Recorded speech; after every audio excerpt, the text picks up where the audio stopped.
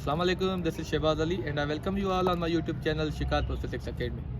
उम्मीद है आप सब खैरियत से होंगे। आज जो हम बात करने वाले हैं वो एसएसटी के जो जॉब्स आए हुए हैं सिंध पब्लिक सर्विस कमीशन के थ्रू, उस पर बात करने वाले हैं कि नंबर ऑफ़ वैकेंसीज कौन सी हैं, कितनी हैं और जो है एलिजिबिलिटी क्राइटेरिया क्या है और सिलेबस क्या है।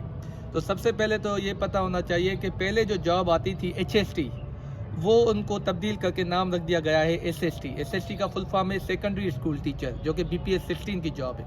तो इसमें हम 3 सेगमेंट्स पे बात करने वाले हैं कि नंबर ऑफ़ वैकेंसीज कितनी है, एलिजिबिलिटी क्राइटेरिया क्या है और जो है सिलेबस क्या क्या है। तो ये जो है नंबर ऑफ़ वैकेंसीज जो टोटल एसएसटी की हैं वो 2315 है और 50% जो जॉब्स हैं वो साइंस कैटेगरी वालों के लिए है और 50% जो जॉब हैं वो जो आर्ट्स या जनरल कैटेगरी वालों के लिए है। तो अगर देखा जाए तो 50% जॉब्स जो आ जाती हैं साइंस कैटेगरी में आ जाती हैं वो तकरीबन आ जाती हैं 1158। तो 1158 भी 4 कैटेगरीज में डिस्ट्रीब्यूट हो जाती हैं। जो है 20% जो चली जाए 25% चली जाएगी वो chemistry, 25% for physics, 25% for mathematics and 25% for biology.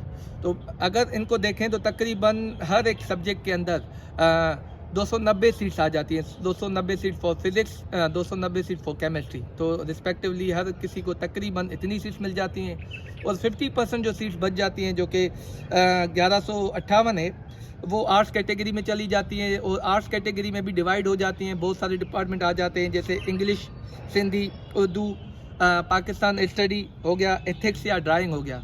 तो इनमें देखें तो तकरीबन हर एक शोबे को 230 सीट्स जो हैं वो डिस्ट्रीब्यूट हो जाती हैं। तो 50% जो है साइंस कैटेगरी को सीट्स मिलेंगी, इसमें से 50% जो है वो आर्ट्स कैटेगरी को मिलेंगे। अब एलिजिबिलिटी क्या है? एलिजिबिलिटी ये है कि अगर आप साइंस कैटेगरी में अप्लाई कर रहे हैं तो आपको जो आपकी जो ग्रेजुएशन होनी चाहिए वो साइंस के हिसाब से होनी चाहिए, जैसे बीएससी वगैरह हो गया। और जो अगर आप जनरल कैटेगरी के लिए अप्लाई कर रहे हैं तो आपकी जो डिग्री है वो किसी आर्ट्स या जनरल कैटेगरी की जो ग्रेजुएशन है वो उसमें होनी चाहिए। और जो एज रिलैक्सेशन है वो इसमें आप 30 ईयर्स तक अप्लाई कर सकते हैं, पर जनरल एज रिलैक्सेशन भी मिलती है 15 साल। तो जो भी 45 साल तक जो है उम्र नहीं हुई जिसकी, वो अप्लाई कर सकता है। अच्छा, सिलेबस पे बात करते हैं। तो सिलेबस जो है एसएससी का वो 9 से लेके इंटर तक जो साइंस सब्जेक्ट्स हैं, फिज़िक्स, केमिस्ट्री, मैथमेटिक्स, बायोलॉजी, तकरीबन उनमें से आएगी।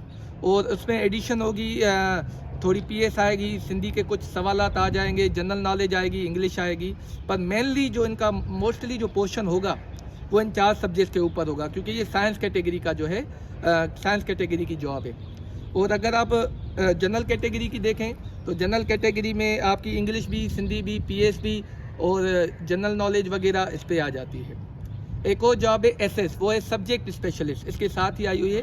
वो बीपीएस 17 की है। वो सिर्फ वही लोग अप्लाई कर सकते हैं जिनके पास रिलेवेंट डिग्री है, मतलब एमएससी फिज़िक्स, एमएससी केमिस्ट्री। और इसमें जो सिलेबस होगा वो 80% जो है सब्जेक्ट रिलेटेड होगा। अगर आप फिज़िक्स के लिए अप्लाई कर रहे हैं तो 80% जो सवाल होंगे वो फिज़िक्स में से आएंगे। बाकी जो 20% जो सवाल होंगे वो जनरली आएंगे, इंग्लिश आ गई, जीके आ गई, थोड़ी सी पीएस आ गई।